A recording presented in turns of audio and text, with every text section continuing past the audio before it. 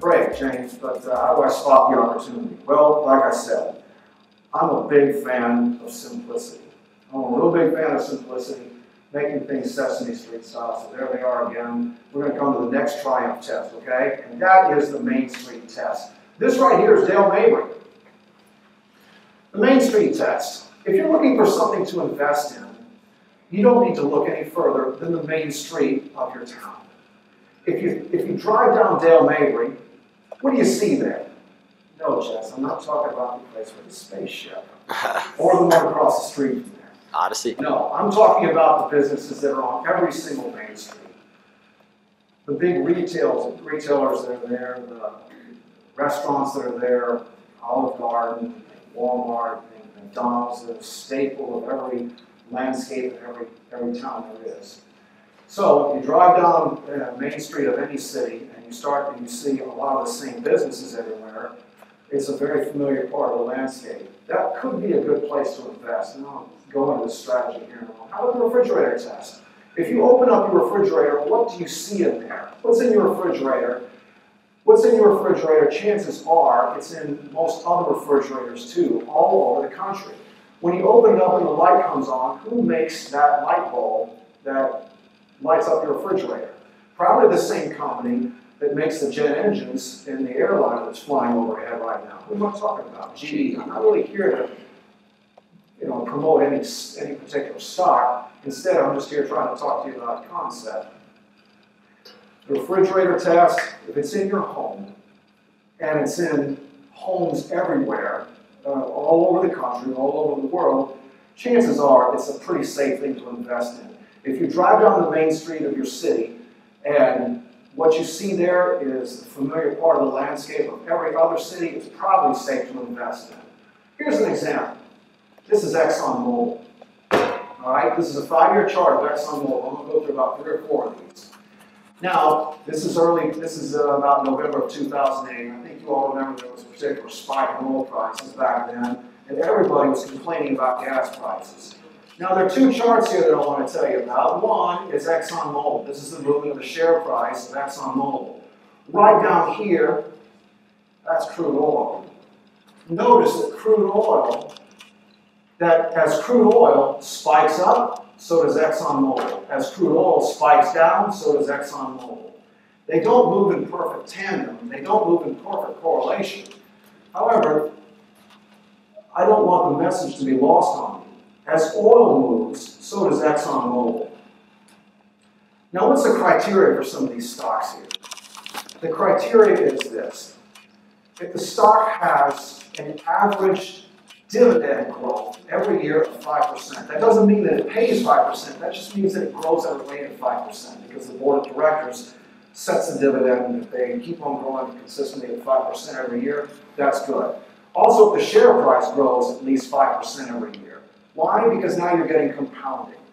If you start off with ExxonMobil on January 1st of this year, and you have $100 worth of ExxonMobil, and by December 31st of 2014, it's paid a dividend of 5%, you now have $105. But don't forget that there's been share price growth of maybe 5% as well. So now that's 5% on top of $105. So what is that? That's 5% of 105 is $5.25, something like that. So at the end of 1 year, if you follow this criteria, then your $100 investment has now become $110.25 if my math is correct. So, crude oil, Exxon, it looks pretty similar. They sort of move the same. If they move the same, then here's what that means for you. Every time there's a spike in oil prices, every time there's unrest in the Middle East, every time there's a hurricane in the Gulf of Mexico, anytime there's an oil spill, anything that disrupts the supply of oil, You're going to hear a lot of caterwauling. You're going to hear a lot of people say, oh gosh, no, I just can't make ends meet anymore. You'll see Congress haul these guys before them, subpoena them to ask them why they're gouging the public. However, every single time you drive by a gas station and gas prices are just a little bit high, you'll smile if you own this stuff because your net worth just went up. All right, so gas prices go down, no problem. If you're reinvesting your dividends consistently, you're now averaging down. It's a beautiful thing.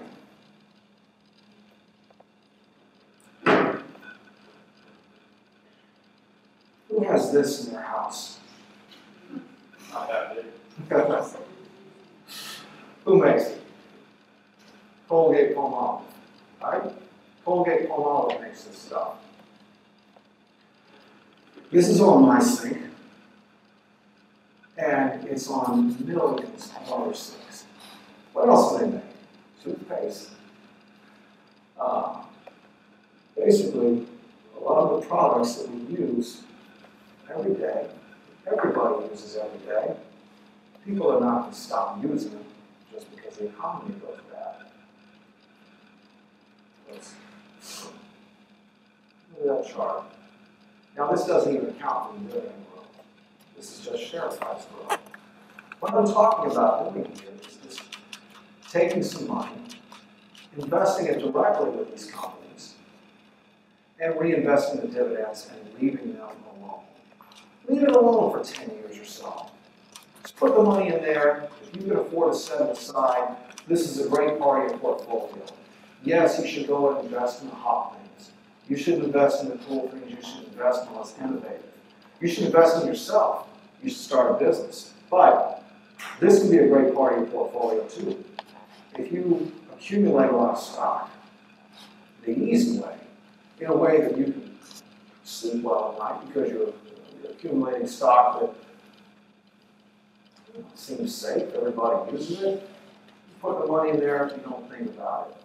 Later on, as you accumulate quite a portfolio, you can play around with it a little bit.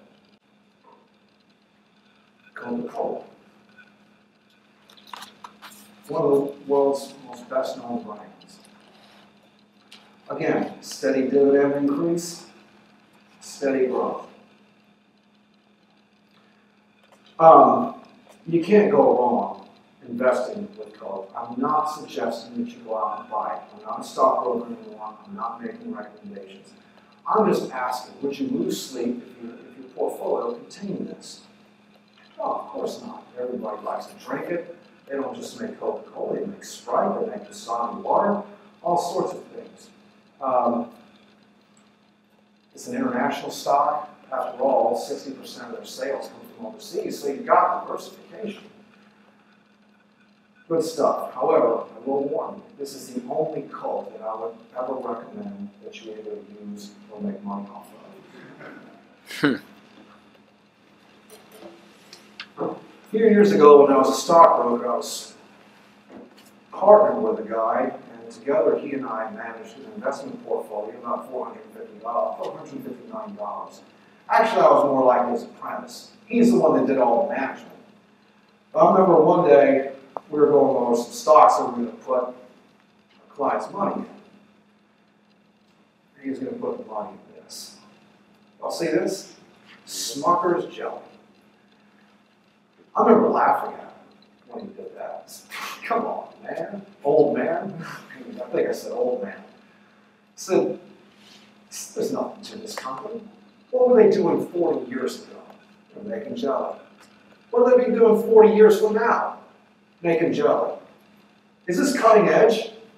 No. Is this sexy? No. Come on, old man. Let's not invest in Smuckers. Let's go out and find the next Oracle or Microsoft. Thing is, every one of you probably grew up with this stuff, didn't you? I know I did. And if it's not sexy or cutting edge, who cares when it's got a return like that? He was right. Look at that chart, a nice 45-degree angle from left to right. And that doesn't even account for the dividend growth. So, you grew up with Smuckers. Chances are your children grew up with Smuckers. And if you invest in Smuckers, then Smuckers can pay for your kids' education too. Good stuff.